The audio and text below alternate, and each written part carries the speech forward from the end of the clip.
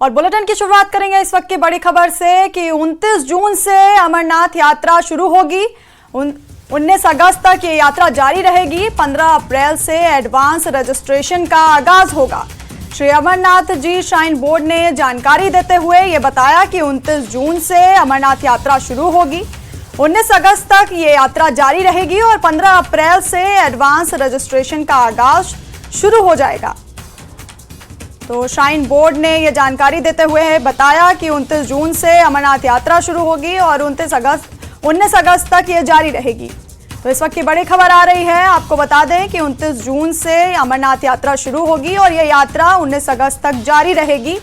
15 अप्रैल से advance registration का आगाज किया जाएगा। तो श्री अमरनाथ श्राइन बोर्ड ने यह जानकारी देते हुए बताया कि 29 जून से अमरनाथ की यात्रा आरंभ होगी और 19 अगस्त तक ये यात्रा जारी रहेगी और रजिस्ट्रेशन का जो आगाज है वो 15 अप्रैल से शुरू हो जाएगा।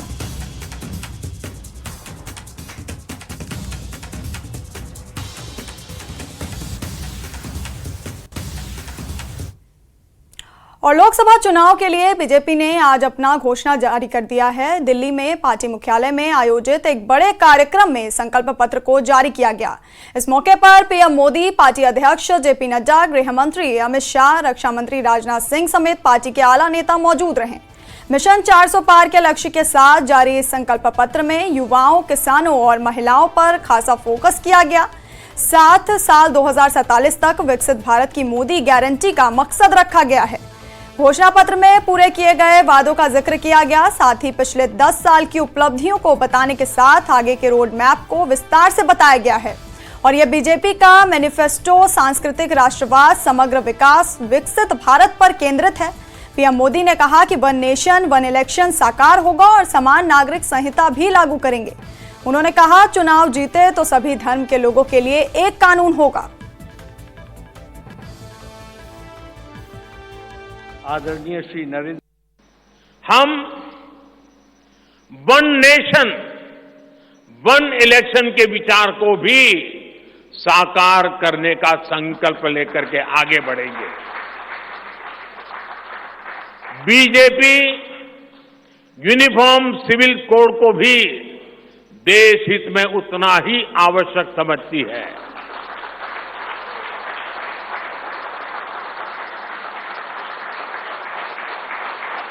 आपने देखा है कि पिछले 10 साल में भ्रष्टाचार पर भाजपा सरकार ने कितनी बड़ी कड़ी कार्रवाई की है। भ्रष्टाचार गरीब का हक छीनता है, मध्यम वर्ग का हक छीनता है। राष्ट्रीय स्तर पर होने वाले हजारों करोड़ के घोटाले अब बंद हुए हैं। अब गरीब को उसका हक मिल रहा है और गरीब को लूटने वाले जेल जा रहे हैं। अभी तक हमने सस्ते सिलेंडर घर घर पहुंचाए हैं। अब हम पाइप से सस्ती रसोई गैस घर घर पहुंचाने के लिए तेजी से काम करेंगे। हमने करोड़ों गरीब परिवारों को मुफ्त बिजली कनेक्शन दिए और बिजली से कमाई के अवसर पैदा करने की दिशा में काम करेंगे।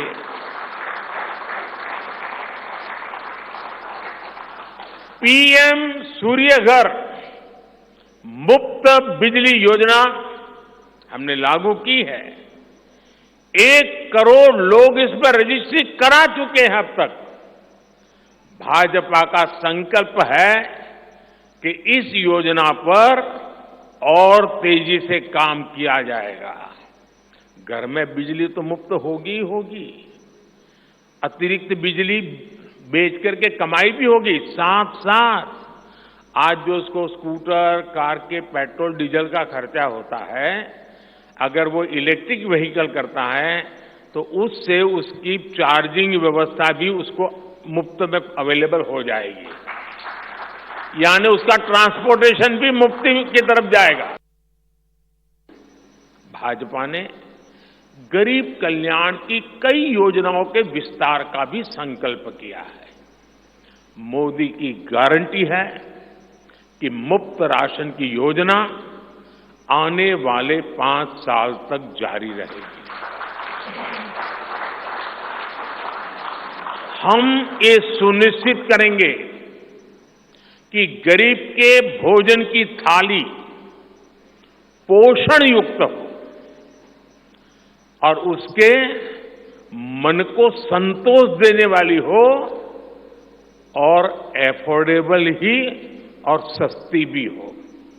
यानी पेट भी भरे, मन भी भरे और जेब भी भरा रहे।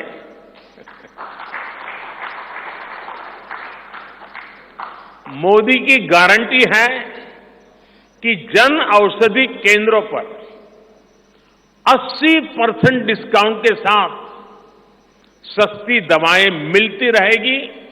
इतना ही नहीं, इन दवाइयों के जन औषधि के केंद्रों का हम विस्तार भी करेंगे। मोदी की गारंटी है कि आयुष्मान भारत के तहत 5 लाख रुपए तक का मुफ्त इलाज मिलता रहेगा। मोदी की गारंटी के इसी क्रम में भाजपा ने एक बहुत बड़ा निर्णय लिया है। ये निर्णय 70 वर्ष की आयु से ऊपर के सभी बुजुर्गों से जुड़ा है। आज जो बुजुर्ग हैं, उनकी बहुत बड़ी चिंता होती है कि बीमारी की स्थिति में इलाज का खर्च कैसे आएगी, और ये मध्यम वर्ग परिवार को ज्यादा होती है। अब भाजपा ने संकल्प लिया है कि 70 वर्ष की आयु से ऊपर के हर बुजुर्ग को आयुष्मान योजना के दायरे में लाया जाएगा। वहीं पूर्व उप मुख्यमंत्री कविंदर गुप्ता का कहना है कि संकल्प पत्र में सबको साथ लेकर चलने और देश को तरक्की की बुलंदी पर ले जाने की बात कही गई है।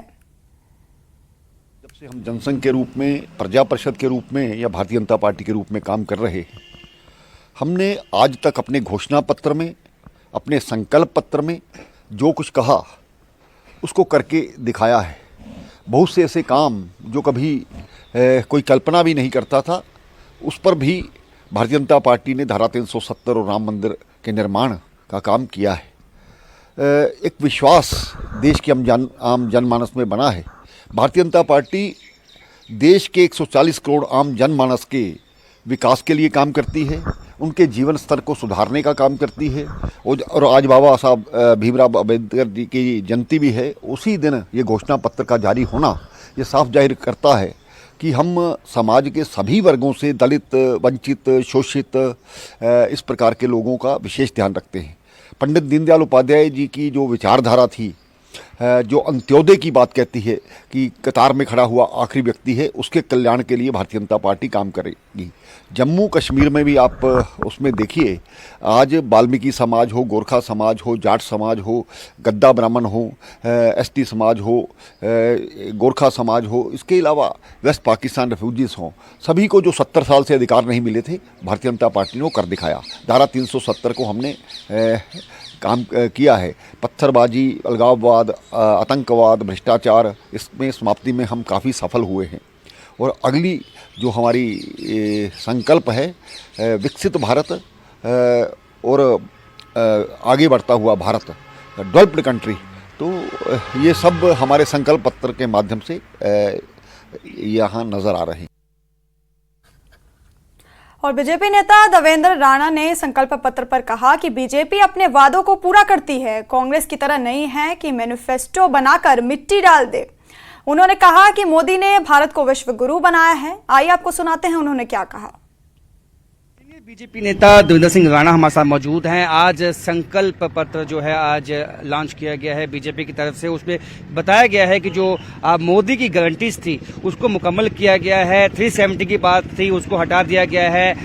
और जम्मू कश्मीर में आप समझते हैं कि जो मोदी की गारंटी है उस पर अब लोगों को विश्वास है और इस संकल्प पत्र पर अब लोगों को विश्वास है। मोदी जी की गारंटी पे तो पूरे भारतवर्ष को विश्वास है। भारत मोदी जी पे विश्वास करता है क्योंकि 2014 में जब मोदी जी ने भारत की बागडोर संभाली, उन्होंने भारत को एक नई दिशा दी और उसकी दशा में परिवर्तन हुआ, एक नव निर्माण हुआ भारत का।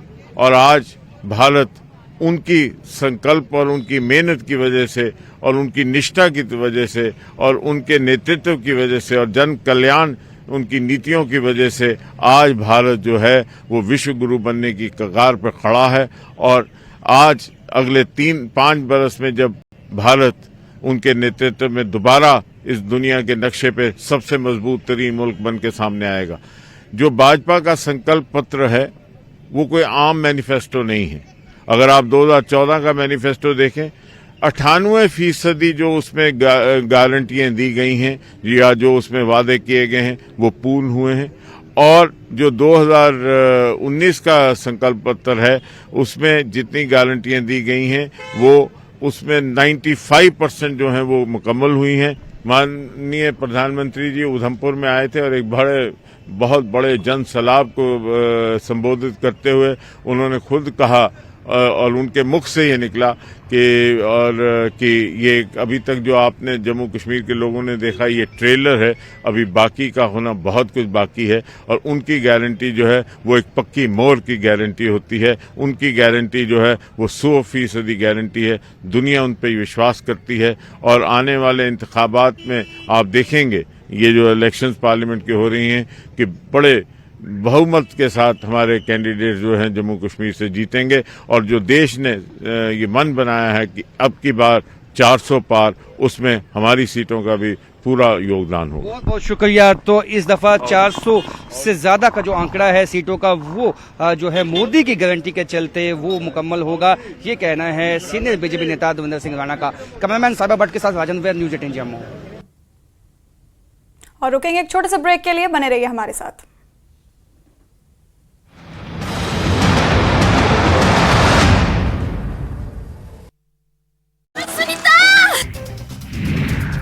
बद्रीनाथ धाम में कपाट खुलने में 1 महीने का समय। धाम में लगातार चल रही तैयारियां। चमोली डीएम ने लिया जायजा, यात्रा से जुड़े विभागों को दिए निर्देश। रामनगर में बाघ और सांड का आमना सामना। पूरी हिम्मत से बाघ से भिड़ा सांड को दबोचने की कर रहा था कोशिश। बाघ के चंगुल से बच निकला सांड।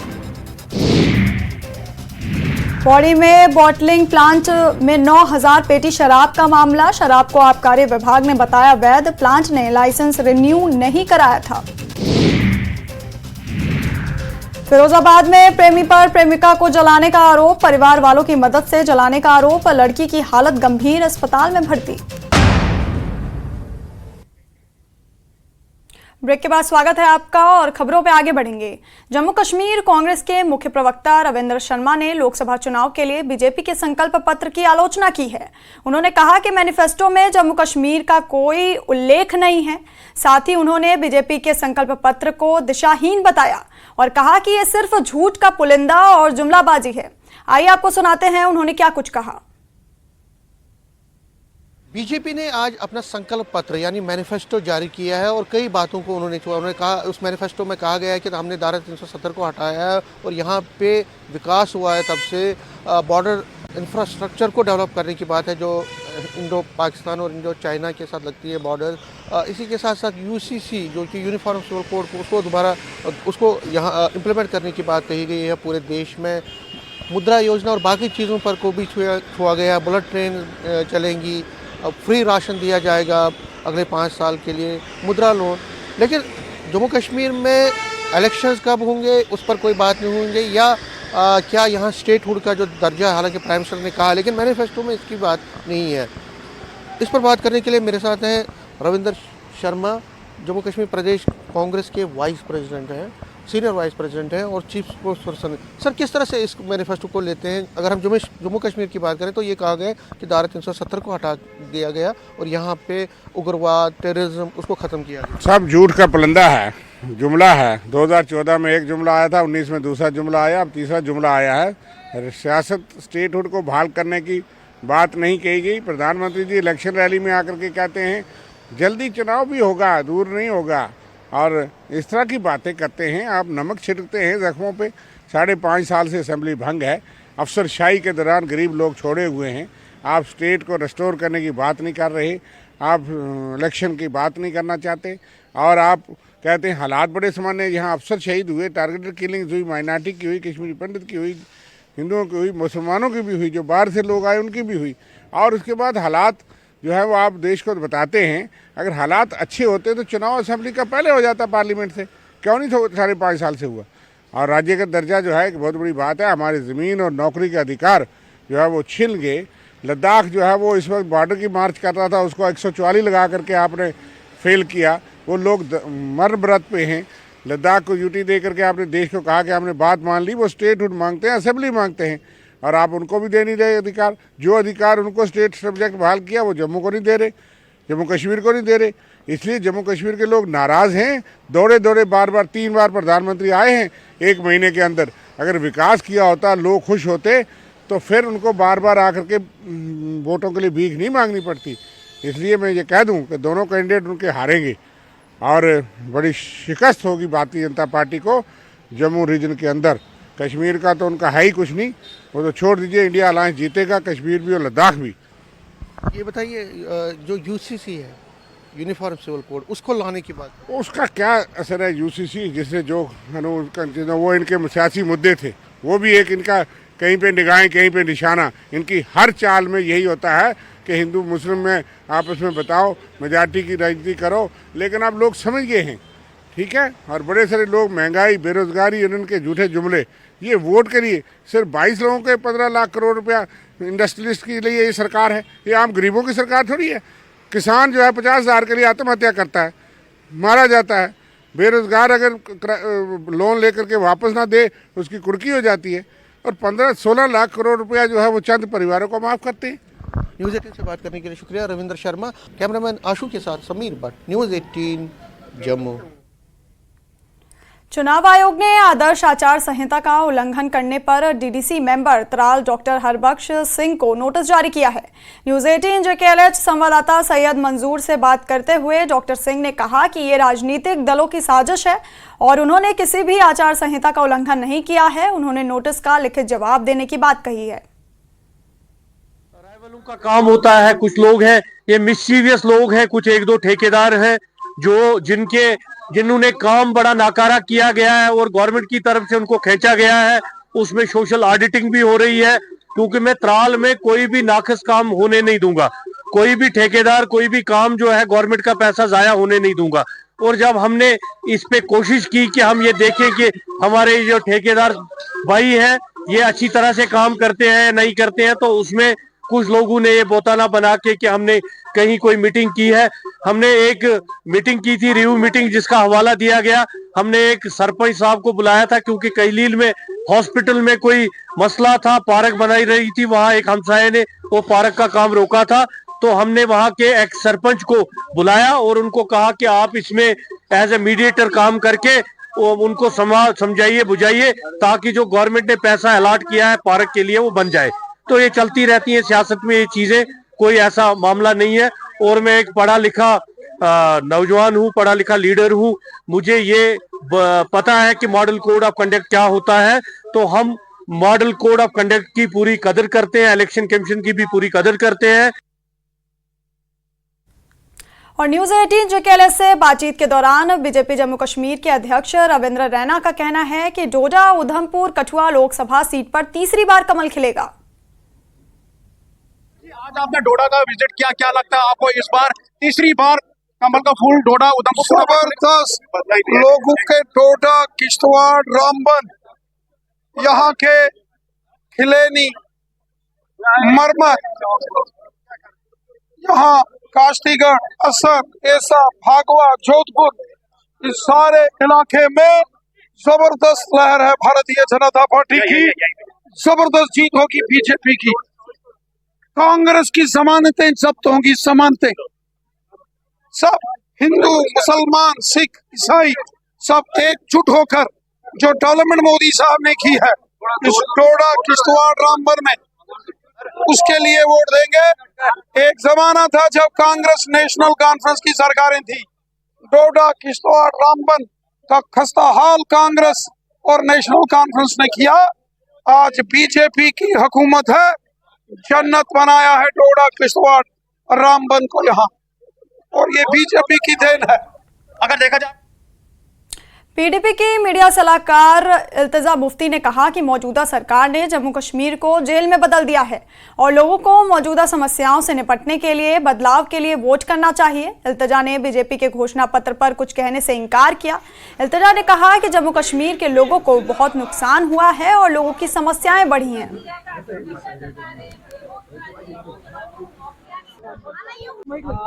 पीडीपी जो है कैंपेनिंग कर रही है, कैसा लग रहा है आपको? रिस्पांस कैसा है? रिस्पांस आप खुद देख रहे हैं। मुझे लगता है मोर देन एनीथिंग यहाँ लोगों को बहुत दर्द है। वो एक आज़ाब शिकस्त से गुजर रहे हैं 2019 से, और वो अपनी बात जाहिर कर भी नहीं पा रहे हैं, क्योंकि 2019 से आप देख रहे हैं मरकजी सरकार ने जम्मू कश्मीर को कैसे एक जेल में तब्दील किया है। तो मुझे लगता है इलेक्शन बहुत जरूरी है, क्योंकि उनको एक मौका मिलेगा अपने जज्बात एक्सप्रेस करने का, जाहिर करने का। मैसेज जम्मू कश्मीर की आवाम से यही होगा कि अगले 5 साल हमारे लिए क्रूशल है। हमारी शनाख्त, हमारी आइडेंटिटी, सब कुछ दांव पे है। इसलिए खुदा ना खासा अपना वोट उस बंदे को मत दीजिए जो आपकी बात नहीं रखे, उसी बंदे को चूज करे जो बेबाकी से आपके इश्यूज को हाईलाइट करे। जम्मू कश्मीर का इश्यू ना सड़कों के बारे में है, ना ड्रेन्स के बारे में, ये हमारी आइडेंटिटी के बारे में है, हमारी शनाख्त, हमारे फ्यूचर के बारे में है। इसलिए आपका वोट कीमती है। Your voice matters, your vote matters. Nunwan Pahalgam के पास एक सड़क हादसा हुआ। कार लेदर नदी में जा गिरी। हादसे की खबर मिलते ही पुलिस मौके पर पहुंची और क्रेन की मदद से गाड़ी को नदी से बाहर निकालने का काम शुरू किया गया।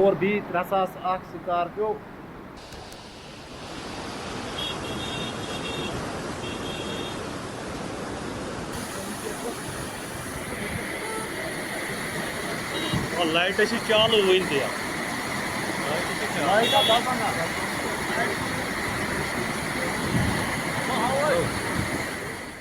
गुलमर्ग के किंगजोरी और अफरवट में ताज़ा बर्फबारी हुई है। पर्यटक बर्फबारी का लुत्फ ले रहे हैं। बर्फबारी से स्थानीय लोग भी खुश हैं। इस बीच कल रात से मैदानी इलाकों में बारिश का दौर जारी है। वेदर खराब हो गया गुलमर्ग। बाकी भाई खुदा हाफिज, जितना नहीं उतना शेयर करो वीडियो को।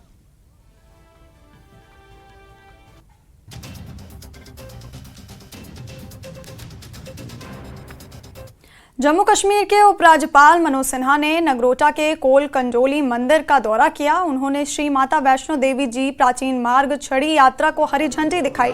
छड़ी यात्रा में बड़ी तादाद में श्रद्धालु शामिल हुए। हर साल छड़ी यात्रा का आयोजन किया जाता है।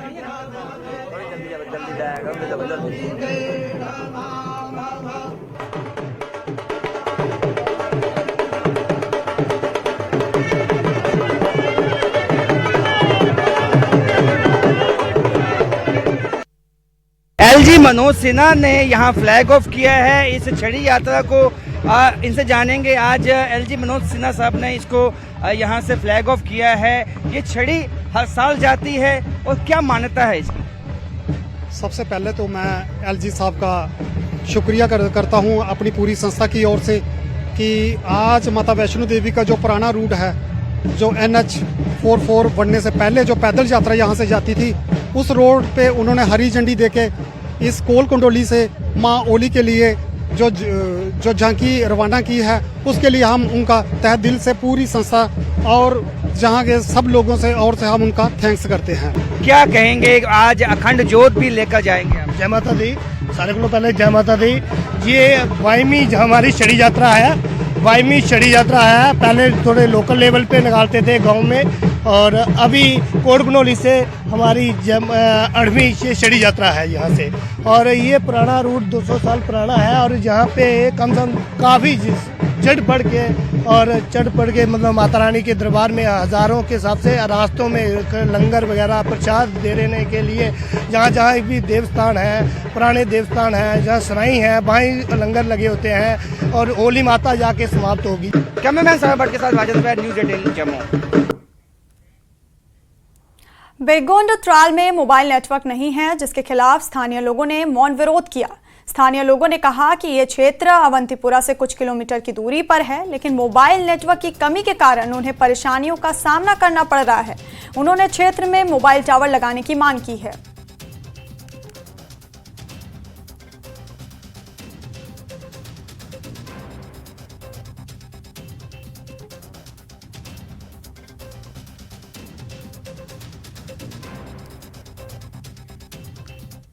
और विक्रमादित्य सिंह ने एक बार फिर बीजेपी प्रत्याशी कंगना रनौत पर निशाना साधा है। उन्होंने कहा कि उनसे बड़े हिंदू हम हैं और दूसरों को हिंदू विरोधी बताना सही नहीं। देखिए, ऐसा है, मैं उनका बहुत मान सम्मान करता हूं, मगर मेरा ये निवेदन है कि आरोप प्रति आरोप लगाने से पहले जो है आप अपने आंकड़ों को ढंग से पढ़कर आइए। आप जिस तरीके से ट्यूटर होकर आते हैं और बिना होमवर्क के चुनावी जनसभाओं में जाकर या कार्यकर्ताओं की जनसभाओं में जाकर मुख्यमंत्री जी पे जो आरोप लगा रहे हैं, कम से कम पहले उनकी गंभीरता को समझिए। केवल सुबह उठकर जो आपको कागज़ पकड़ा देते हैं आपके मीडिया के सहयोगी या आपके साथी और आप उसको वहाँ पे जाकर पढ़ देती हैं, ये चीज़ सही नहीं है। कम से कम पहले उन मुद्दों को समझे कि वो पैसा आया क्यों है, क्यों नहीं आया है, क्या उसके कारण है। मैं जितने भी देव समाज के मंदिर है जो कुल्लू दशहरे के अंदर आते हैं, उनको अगर किसी ने नजराना देने का प्रथा शुरू करी कुल्लू जिला के अंदर, वो भी कांग्रेस पार्टी की सरकार ने, वीरभद्र सिंह जी ने शुरू किया। मंडी के अंदर देवी देवताओं के लिए देव सदन अगर बनाया तो कांग्रेस पार्टी की सरकार ने, वीरभद्र सिंह जी ने बनाया।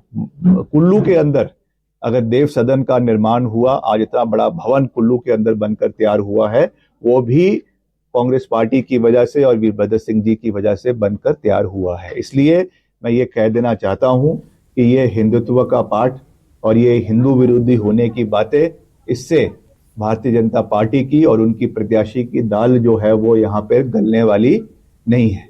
जितने बड़े वो